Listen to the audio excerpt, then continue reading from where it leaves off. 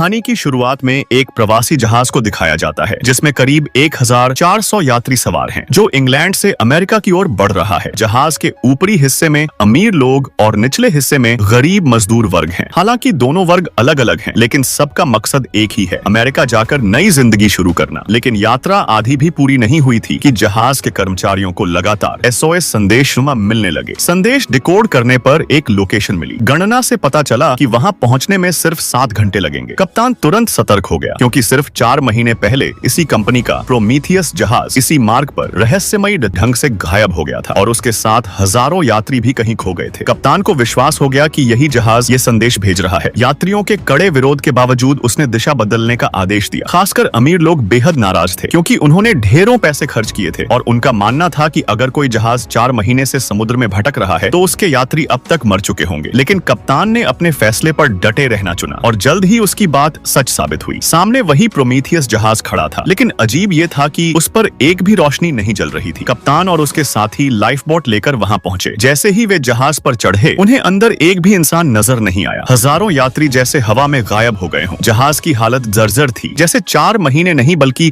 50 साल से छोड़ दिया गया हो। और सबसे रहस्यमयी बात, टेलीग्राफ मशीन पूरी तरह टूटी हुई थी। तो फिर SOS संदेश आया कहां से? तभी सबकी नजर पड़ी एक सुनहरी भृंग पर। वह चलते चलते उन्हें एक अलमारी तक ले गया। अलमारी खोली गई तो अंदर एक छोटा लड़का कैद था। उसके चेहरे पर कोई भाव नहीं थे। उसने एक भी शब्द नहीं बोला। उसके हाथ में एक रहस्यमयी काला त्रिकोण होम था, जिसे उसने सामने बढ़ा दिया। मोरा उस छोटे बच्चे को अपने जहाज पर ले आई, लेकिन उसी पल से जहाज पर अजीब घटनाएं शुरू हो गईं। सारे कंपास बेकार हो गए। कप्तान को अपने कमरे से अजीब आवाजें आने लगी। जब उसने दरवाजा खोला, उसने अपनी मरी हुई पत्नी और बेटी को देखा। उसने अपनी बेटी को गले लगाया, जो 2 साल पहले जलकर मर गई थी। लेकिन अचानक आग ने उसे पीछे धकेल दिया। सब कुछ गायब हो गया, बस राख और मलबा बचा। कप्तान उस सुनहरी भृंग के पीछे पीछे फायरप्लेस तक पहुंचा। वहां से एक रहस्यमयी रास्ता मिला जो सीधे उसके ही कमरे तक खुलता था। 10 साल की नौकायन जिंदगी में उसने ऐसा कभी नहीं देखा था। तभी कंपनी से आदेश आया, प्रोमीथियस जहाज को हर हाल में डुबो दिया जाए। यह आदेश कप्तान को और भी रहस्यमयी लगा। ऊपर से कोयला भी कम पड़ने लगा। लेकिन कप्तान ने तय किया कि वह इस भूतिया जहाज को खींचकर लंदन ले जाएगा। उसी वक्त समुद्र पर गहरी धुंध छा गई। दोनों जहाज वहीं रुक गए। सच्चाई जानने के लिए कप्तान और मोरा फिर से प्रोमीथियस पर गए। उन्हें यात्रियों की लिस्ट मिली। उधर मुख्य जहाज पर यात्री अजीब तरह से मरने लगे। कोई चोट नहीं, कोई लड़ाई नहीं, बस अचानक गिरकर मर जाना। अब जहाज पर अफरा तफरी मच गई। गरीब यात्रियों ने बगावत कर दी। वे जहाज का कंट्रोल लेना चाहते थे ताकि कप्तान को रोक सकें और जल्दी से अमेरिका पहुंच जाएं। सबको लगा इन मौतों की जड़ वही रहस्यमयी बच्चा है। उन्होंने उसे ढूंढना शुरू किया। मोरा ने उसे पहले ही ढूंढ लिया। उसने सवाल पूछे, लेकिन बच्चा चुप रहा। बस अपना गोल्ड बीटल बाहर निकाला, जिसकी मदद से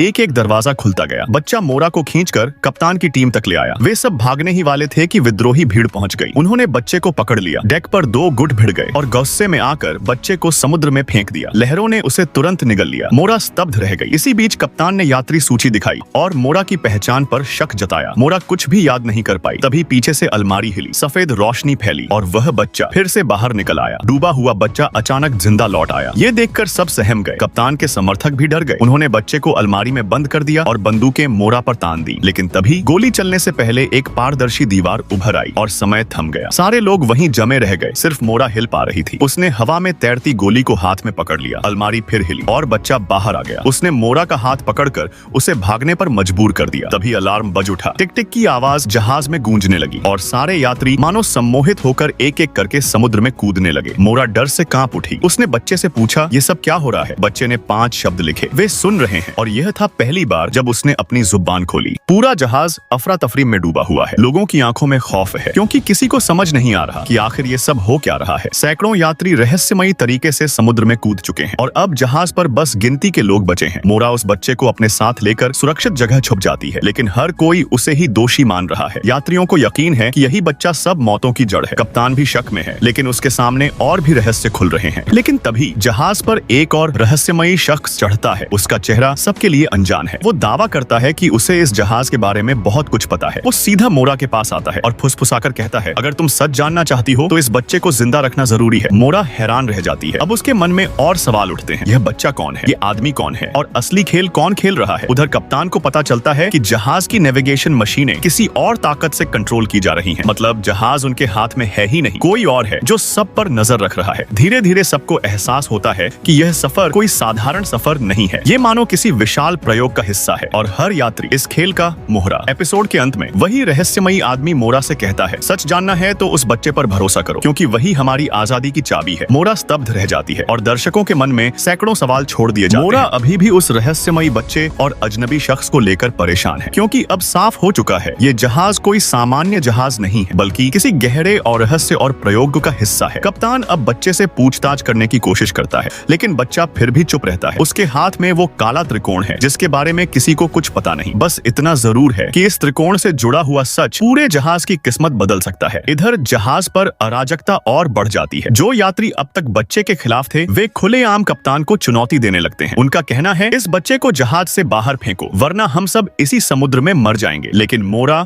और रहस्यमयी आदमी डैनियल बच्चे को बचाने की हर कोशिश करते हैं। तभी अचानक जहाज एक गहरे कोहरे से घिर जाता है। दृश्यता शून्य हो जाती है। कप्तान समझ जाता है कि ये कोई प्राकृतिक धुंध नहीं, बल्कि किसी अनदेखी ताकत की चाल है। इस बीच मोरा को फिर से भ्रम होने लगते हैं। वो खुद को अपने पुराने घर में पाती है, जहाँ उसका पिता बार बार प्रकट होकर उससे कुछ पूछता है, कुंजी कहाँ है, उसे छुपाया कहाँ है तुमने। मोरा को कुछ समझ नहीं आता, लेकिन धीरे धीरे उसे महसूस होता है कि उसका अपना अतीत इस जहाज के रहस्य से गहराई से जुड़ा है। जहाज पर लौटते ही मौत का सिलसिला फिर शुरू हो जाता है। कुछ यात्री बिना वजह मर जाते हैं, न खून न चोट, बस ऐसे जैसे किसी ने उनकी रूह खींच ली हो। अब सबको यकीन होने लगता है कि ये जहाज भूतहा है। लोग बेकाबू होकर बच्चे को पकड़ने निकल पड़ते हैं, लेकिन जैसे ही भीड़ बच्चे को पकड़ने ही वाली होती है, अचानक जहाज पर फिर से वो रहस्यमयी सुनहरी भृंग नजर आता है। भृंग दरवाजे दरवाजे खोलता चला जाता है और सबको ऐसे रास्तों तक ले जाता है जहाँ कोई गया ही नहीं था। डैनियल कहता है, ये सब सिर्फ एक खेल है और इस खेल की कुंजी बच्चे के पास है। जब कप्तान को जहाज के अंदर एक गुप्त मशीन मिलती है, वो मशीन सीधी तारों से जुड़ी हुई है, मानो कोई दूर बैठा हुआ इंसान पूरा जहाज रिमोट से कंट्रोल कर रहा हो। कप्तान हैरान रह जाता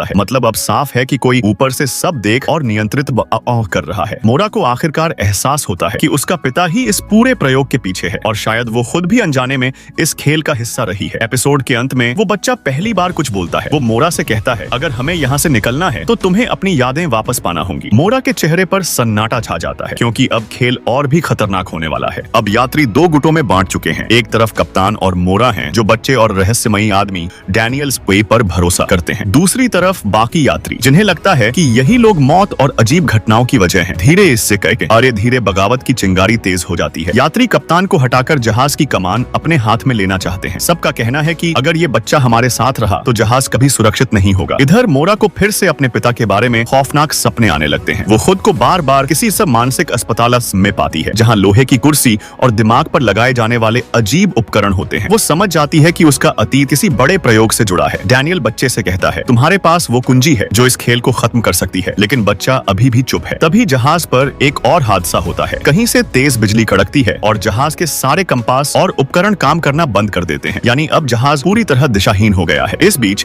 कुछ यात्री कप्तान और मोरा को पकड़कर कैद कर देते हैं। उनकी जगह जहाज की कमान विद्रोहियों के हाथ चली जाती है और पहला फैसला ये होता है, बच्चे को जहाज से नीचे फेंक दो। लेकिन जैसे ही वे बच्चे को समुद्र में फेंकने लगते हैं, अचानक पानी उबलने लगता है। लहरें उठती हैं मानो किसी ने समंदर को जगा दिया हो। सब यात्री डर के मारे पीछे हट जाते हैं। बच्चा अब भी खामोश है, बस उसकी नजरें मोरा पर टिकी हैं, जैसे वो कहना चाहता हो, मुझे बचाने की ताकत सिर्फ तुम्हारे पास है। इसी अफरा तफरी में वो सुनहरी भृंग फिर दिखाई देता है और इस बार वो सीधे मोरा को एक गुप्त दरवाजे तक ले जाता है। दरवाजा खुलते ही मोरा खुद को अचानक अपने बचपन के घर में पाती है। वहाँ उसका पिता खड़ा है। वो कहता है, तुम्हें सच याद करना ही होगा, वरना तुम सब मर जाओगे। मोरा डर के मारे चिल्लाती है और होश खो बैठती है। जब वो वापस जहाज पर आती है तो देखती है कि अब हालात और बिगड़ चुके हैं। बगावती यात्री कप्तान को पूरी तरह बेबस कर चुके हैं, लेकिन डैनियल अब चुप नहीं रहता। वो जहाज पर मौजूद अजीब मशीनों का इस्तेमाल करके बगावती लोगों को रोक देता है। एपिसोड के क्लाइमैक्स में कप्तान को एक गुप्त कमरा मिलता है, जहाँ बहुत सारी आयरन स्क्रीन सॉसें लगी होती हैं। हर स्क्रीन पर अलग अलग यात्री दिखाई देते हैं, जैसे कोई उन सब की हर हरकत कहीं से लाइव देख रहा हो। अब साफ हो चुका है कि ये जहाज